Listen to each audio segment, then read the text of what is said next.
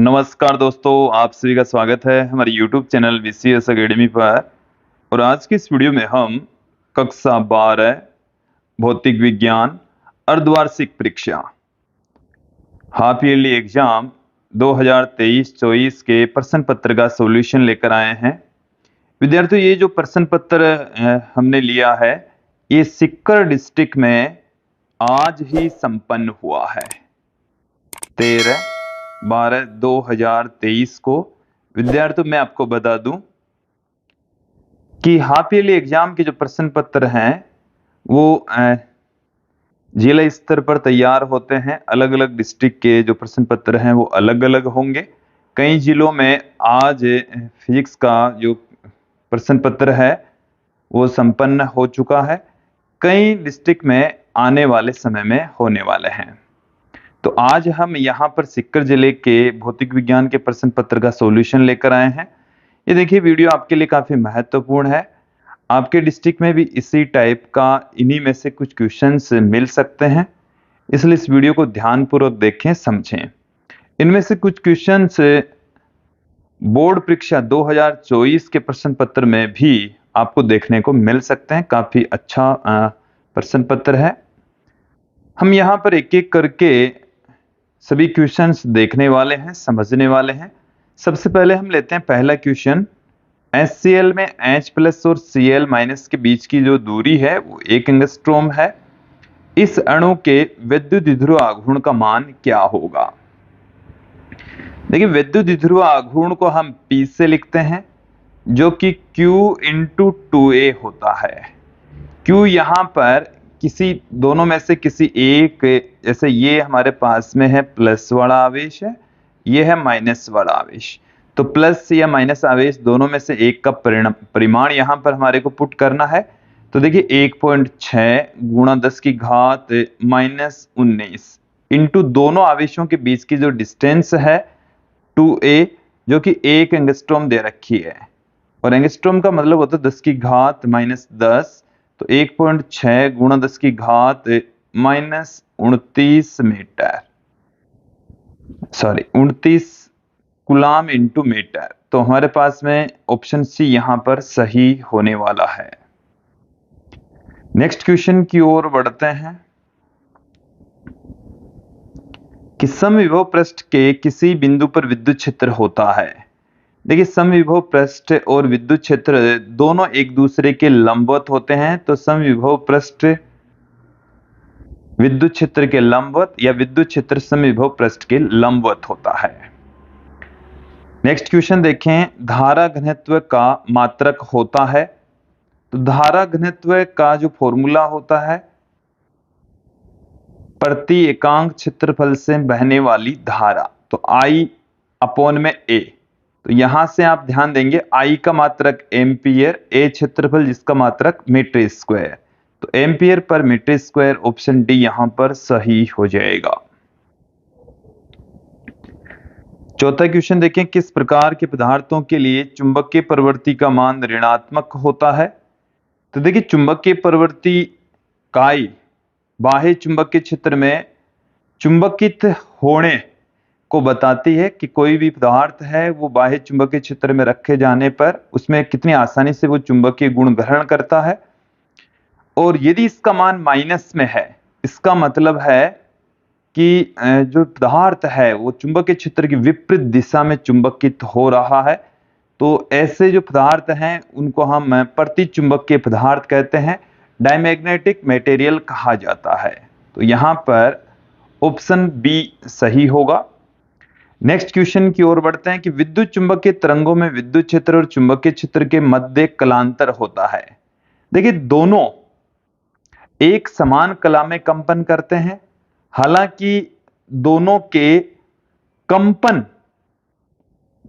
कंपन है वो एक दूसरे के परपेंडिकुलर होते हैं। दोनों की जो डायरेक्शन है वो एक दूसरे के लंबवत होती है, लेकिन दोनों के बीच का जो कलांतर है वो शून्य होता है। ऑप्शन सी यहां पर सही हो जाएगा। नेक्स्ट क्वेश्चन देखें, संपोषी व्यतिकरण के लिए पथांतर की जो शर्त है पथों की लंबाई में अंतर। तो पथांतर देखिए संपोषी व्यतिकरण के लिए पथांतर होता है एन लैम्बडा, तो यहां से delta equal to n lambda प्राप्त हो जाएगा। व्यतिकरण पूछा है, एन लैम्बडा होगा। ओके, नेक्स्ट क्वेश्चन यहां पर आप देखेंगे कि प्रकाश विद्युत प्रभाव के प्रयोग में निरोधी विभव V0 व आपतित विकिरण की आवर्ती न्यू में बने वक्र का ढाल होता है। देखिए विद्यार्थियों, प्रकाश विद्युत समीकरण हमें यह कहती है कि EV0 equal to h nu minus h nu naught. यहां से हम इसको E से डिवाइड कर दें तो H अपॉन में E into new minus h nu not upon E। इससे हम रेखा के समीकरण y बराबर mx प्लस c से कंपेयर करें, जहां y के स्थान पर हमारे पास में है V0 और x के स्थान पर है न्यू। तो यहां से आप ध्यान देंगे m के स्थान पर है h अपॉन में E, जो कि रेखा का ढाल होता है। तो यहां पर ऑप्शन m की जो वैल्यू है वो आएगी h अपॉन में E, जो कि हमें किसी भी ऑप्शन में दिखाई नहीं दे रही है, किसी भी ऑप्शन में हमारे को नजर नहीं आ रही है। तो ये हमारे पास में इसकी जो वैल्यू है वो होगी h अपॉन में E। नेक्स्ट क्वेश्चन आप देखेंगे कि H परमाणु की निम्नतम अवस्था में इलेक्ट्रॉन की कुल ऊर्जा माइनस में 13.6 इलेक्ट्रॉन वोल्ट है, तो इस स्थिति में गतिज ऊर्जा होगी। तो देखिए जो गतिज ऊर्जा होती है उसको हम कैसे लिखते हैं, जो कि कुल ऊर्जा के ऋणात्मक मान के बराबर होती है। तो कुल ऊर्जा हमारे पास माइनस में 13.6 इलेक्ट्रॉन वोल्ट है, तो इस स्थिति में जो गतिज ऊर्जा है वो प्लस में हो जाएगी। ऑप्शन सी यहां पर सही होने वाला है। नेक्स्ट क्वेश्चन की ओर बढ़ते हैं कि किसी गाउसीय सतह से पारित विद्युत फ्लक्स का मान गाउसीय सतह के आकार और आकृति पर निर्भर नहीं करता। यहां पर आ जाएगा आकार, उसका आकार कितना है, छोटा है या बड़ा, साथ में उसकी आकृति, गाउसीय पृष्ठ है वो घनाभाकार है या गोलाकार है या बेलनाकार, उसके ऊपर डिपेंड नहीं करता है। नेक्स्ट क्वेश्चन देखें कि अपव्यय वेग Vd और विद्युत क्षेत्र की तीव्रता का अनुपात कहलाता है। देखिए Vd अपॉन में E, Vd अपॉन में E है, इसको हम कहते हैं म्यू। इसे हम म्यू से पुट करते हैं, मोबिलिटी कहा जाता है, गतिशीलता, इसे गतिशीलता कहते हैं। जो नेक्स्ट क्वेश्चन है वो देखिए कि b vector dot ds vector का बंद समाकलन का मान होता है। तो ये देखिए चुंबकीय फ्लक्स को रिप्रेजेंट करता है और चुंबकीय फ्लक्स होता है integration b vector dot ds vector. और चुंबकत्व के लिए जो गाउस का नियम होता है उसमें चुंबकीय फ्लक्स का बंद पृष्ठ समाकलन होता है जो कि शून्य होता है, तो इनका जो मान है वो शून्य होगा। नेक्स्ट क्वेश्चन की ओर बढ़ते हैं। लेंज का नियम संरक्षण नियम पर आधारित है। तो लेंज का जो नियम है वो ऊर्जा संरक्षण नियम पर आधारित होता है। अगले प्रश्न की ओर बढ़ते हैं कि यदि चुंबकीय एकल ध्रुव का अस्तित्व होता तो चुंबकत्व संबंधित गाउस का नियम क्या रूप ग्रहण कर लेता। तो यहां पर आप ध्यान देंगे, गाउस का नियम हमें यह कहता है कि किसी बंद पृष्ठ से संबंधित चुंबकीय फ्लक्स का मान बंद पृष्ठ में मौजूद कुल चुंबकीय आवेशों का म्यू जीरो गुणा होता है। उत्तरी ध्रुव के लिए चुंबकीय आवेश प्लस में qm, दक्षिणी ध्रुव के लिए माइनस में qm, और कुल मिलाकर इसकी जो वैल्यू है वो जीरो आ जाती। लेकिन यदि एक ही चुंबकीय ध्रुव का अस्तित्व होता तो चुंबकत्व के लिए जो गाउस का नियम है वो b vector dot ds vector equal to mu 0 qm प्राप्त हो जाएगा। क्लियर? अगली क्वेश्चन की ओर बढ़ते हैं कि निर्वात नलिका मैग्नेट्रॉन से उत्पन्न विद्युत चुंबकीय तरंगों के नाम लिखें। देखिए, उत्पन्न होने वाली जो निर्वात नलिका मैग्नेट्रॉन है, उससे सूक्ष्म तरंगें उत्पन्न होती है, माइक्रोवेव सूक्ष्म तरंगें। अगले क्वेश्चन की ओर बढ़ते हैं कि एक इलेक्ट्रॉन व प्रोटॉन जिनके संवेग समान है से संबंधित डी ब्रोगली तरंगदैर्घ्यों का अनुपात क्या होगा। डी ब्रोगली तरंगदैर्घ्य लैम्ब्डा बराबर होती है h/p। यहां पर इलेक्ट्रॉन के लिए संवेग और प्रोटॉन के लिए संवेग बराबर है, तो इनके तरंगदैर्घ्यों का अनुपात, इलेक्ट्रॉन का तरंगदैर्घ्य और प्रोटॉन का तरंगदैर्घ्य, तो ये h/p/p,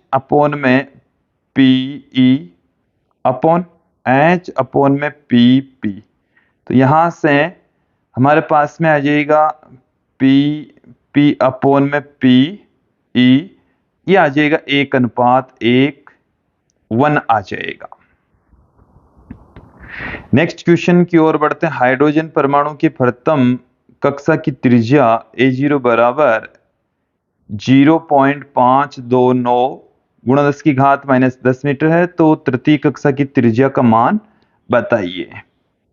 तो देखिए विद्यार्थियों, मैं आपको बता दूं कि nवीं कक्षा की जो त्रिज्या है Rn बराबर होता है n² × A0 प्रथम कक्षा की त्रिज्या होती है, जिसको हम बोर त्रिज्या कहते हैं, और Rn बराबर, तो यहां से 3 का स्क्वायर इंटू 0.529 इंटू 10⁻⁻10, तो यहां से आप कैलकुलेशन करें तो 9 से गुणा कर दीजिए। तीसरी कक्षा के जो त्रिज्या है वो 9 गुणा 0.529 गुणा 10⁻⁻10 बराबर, देखिए गुणा करेंगे तो 81, 18 और 8 हो जाएगा 26, 45 और 2 हो जाएगा 47 गुणा 10⁻⁻10 मीटर आ जाएगा। और कैलकुलेशन आप करके देख लीजिएगा। अब जो आगे की क्वेश्चन है वो है थोड़े से बड़े निबंधात्मक क्वेश्चन है, एक एक करके इनको भी समझ लेते हैं। आपको करना क्या है कि एक समय विद्युत क्षेत्र में उपस्थित विद्युत ध्रुव में संचित विद्युत स्थितिज ऊर्जा का व्यंजक प्राप्त करें। आपको विद्युत स्थितिज ऊर्जा का व्यंजक प्राप्त करना है। U बराबर माइनस में P vector dot E vector वाला व्यंजक निकालना है, माइनस में PE कोस थीटा वाला व्यंजक आपको यहां पर फाइंड आउट करना है। आसान सा है। व्हीटस्टोन सेतु की संतुलन की अवस्था IG बराबर 0 के लिए आवश्यक प्रतिबंध P/Q बराबर R/S प्राप्त करे। ये भी काफी इजी सा क्वेश्चन है, सीधा आपको इसका सॉल्यूशन फाइंड आउट करना है। नेक्स्ट क्वेश्चन देख लेते हैं। अगला क्वेश्चन देखें, स्व प्रेरण की परिभाषा लिखिए। एक लंबी प्रणालिका के लिए स्व प्रेरण गुणांक का सूत्र व्युत्पन्न करें। देखिए सबसे पहले इसमें हमारे को पूछा गया है स्व प्रेरण की डेफिनेशन कि सेल्फ इंडक्शन होता क्या है। तो देखिए जब किसी कुंडली में विद्युत धारा प्रवाहित की जाती है तो स्वयं उसी कुंडली में ही प्रेरित विद्युत वाहक बल के उत्पन्न हो जाने की घटना को स्वप्रेरण कहलाता है, स्वप्रेरण कहते हैं। और एक लंबी प्रणालिका के लिए हम स्वप्रेरण गुणांक का मान यदि हम ज्ञात करें तो निर्वात के अंदर उसका मान होता है μ0 n² A × L। ओके, इसके पश्चात आप देखें, एक एक करके क्वेश्चन देख लीजिए। ये आपको 6th चैप्टर में मिलेगा, जो 19वां क्वेश्चन है। और फिर नेक्स्ट क्वेश्चन देखिए, हाइगेन के तरंग सिद्धांत का उपयोग कर परावर्तन के नियमों की व्याख्या करें, आवश्यक चित्र भी बनाइए। तो ये 10वें चैप्टर में से है। आपको हमारे नोट्स में आपको एज इट इज मिल जाएगा, कहीं कोई दिक्कत नहीं आने वाली। अगला क्वेश्चन देखें, नाभिक की त्रिज्या का द्रव्यमान संख्या के साथ संबंध लिखिए एवं दर्शाइए कि नाभिक का घनत्व द्रव्यमान संख्या पर निर्भर नहीं करता है। देखिए ये 13वें चैप्टर से क्वेश्चन लिया गया है और काफी आसान है। द्रव्यमान संख्या और त्रिज्या के बीच में एक रिलेशन होता है, R बराबर R0 1 की घात 1/3। ये जो R0 है एक कांस्टेंट होता है, 1.2 गुणा 10 की घात -15 मीटर। ओके, ये यहां पर द्रव्यमान संख्या है। तो ये आपको संबंध लिखना है और साथ में ये भी ज्ञात करना है कि जो घनत्व है रो है, ये द्रव्यमान संख्या के ऊपर डिपेंड नहीं करता। तो द्रव्यमान बट्टे में आयतन, इस तरीके से आपको फाइंड आउट करना है। ये हमारे को 13वें चैप्टर के नोट से मिल जाएगा, आसान क्वेश्चन है। एक और क्वेश्चन यहां पर आप देखेंगे कि ऊर्जा बैंड सिद्धांत के आधार पर आवश्यक ऊर्जा स्तर पर आरेख का उपयोग करते हुए चालक, अर्धचालक और कुचालक में अंतर स्पष्ट करें। तो देखिए आपको चालक, अर्धचालक और कुचालक में अंतर स्पष्ट करना है। ऊर्जा बैंड सिद्धांत के आधार पर ही अंतर स्पष्ट करना है। तो ये आप इसको क्लियर कर लीजिए, 14वें चैप्टर से इस क्वेश्चन को लिया गया है और आपको चालकता के आधार पर चालक, अर्धचालक और कुचालक में अंतर आपने पढ़ा होगा। साथ में ऊर्जा बैंड सिद्धांत के आधार पर भी पढ़ा होगा। ऊर्जा बैंड सिद्धांत में चालन बैंड और संयोजी बैंड होते हैं, उनके बीच के गैप को चालकों, कुचालकों और अर्धचालकों में आपको बताकर इनमें अंतर स्पष्ट करना है। ये आपको 14th चैप्टर के नोट्स में एज इट इज मिल जाएगा। नेक्स्ट क्वेश्चन देखें, प्रतिबाधा को परिभाषित करें। किसी एलसीआर श्रेणी परिपथ के लिए फेजर आरेख द्वारा प्रतिबाधा का व्यंजक प्राप्त करें एवं प्रतिबाधा आरेख बनाएं। आरेख का मतलब होता है ग्राफ, प्रतिबाधा का मतलब होता है जब एलसीआर परिपथ में धारा के मार्ग में उत्पन्न बाधा प्रतिबाधा कहलाती है। और जो प्रतिबाधा है उसको हम जेड से लिखते हैं और ये होती है अंडरूट में R² प्लस अक्स L माइनस अक्स C का होल स्क्वायर। इसका व्यंजक आपको फाइंड आउट करना है। फेजर विधि के द्वारा आपको इसकी वैल्यू फाइंड आउट करनी है। क्लियर? देखो इसके साथ में आपको अथवा में भी एक क्वेश्चन मिला है, उस क्वेश्चन को भी देखें। प्रिज्म के लिए विचलन कोण एवं आपतन कोण I के मध्य परिवर्तन आरेख खींचिए। प्रिज्म कोण A हो तो न्यूनतम विचलन कोण और प्रिज्म के पूर्णांक के बीच सूत्र स्थापित कीजिए। ये भी एक आसान सा काफी महत्वपूर्ण है। 2024 के बोर्ड एग्जाम में इस क्वेश्चन को पूछा जा सकता है, काफी महत्वपूर्ण क्वेश्चन है। इसके साथ में देखें, बायो-सावर्ट के नियम का सूत्र सदिश रूप में लिखिए। बायो-सावर्ट के नियम का जो सदिश रूप है, dB vector equal to μ0/4π, I भी ले लेते हैं यहीं पर, dl vector cross R vector upon R³ हम सदिश के रूप में इस तरीके से इसको हम पुट कर सकते हैं। वर्ताकार कुंडली की अक्ष पर चुंबकीय क्षेत्र का व्यंजक आपको यहां पर पूछा गया है। चुंबकीय क्षेत्र की वैल्यू यहां पर हमें ज्ञात करनी है। इसके साथ में हमें चौथे चैप्टर से ही एक और क्वेश्चन दिया गया है कि एम्पीयर का परिपथीय नियम लिखिए।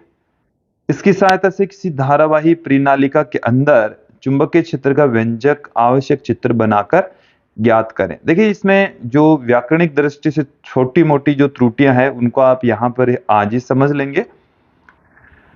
देखिए एम्पीयर का परिपथीय नियम क्या कहता है कि किसी बंद वक्र से संबंधित चुंबकीय क्षेत्र का बंद रेखा समाकलन उस बंद वक्र में से गुजरने वाली कुल धाराओं का μ0 गुणा होता है। I1 plus I2 plus I3 plus dot dot dot, इस तरीके से इसको हम पुट कर सकते हैं। इसका भी आपको सॉल्यूशन हमारे नोट से मिल जाएगा। नेक्स्ट क्वेश्चन देखें कि स्नेल के नियम का कथन लिखिए। इसकी सहायता से गोलीय सतह से अपवर्तन के लिए आवश्यक संबंध प्राप्त करें, आवश्यक चित्र भी बनाएं। यहां पर n2 अपॉन में v minus n1 upon u बराबर n2 minus n1 upon r, ये वाला रिलेशन आपको पूछा गया है, स्नेल के नियम की सहायता से आपको पूछा गया है।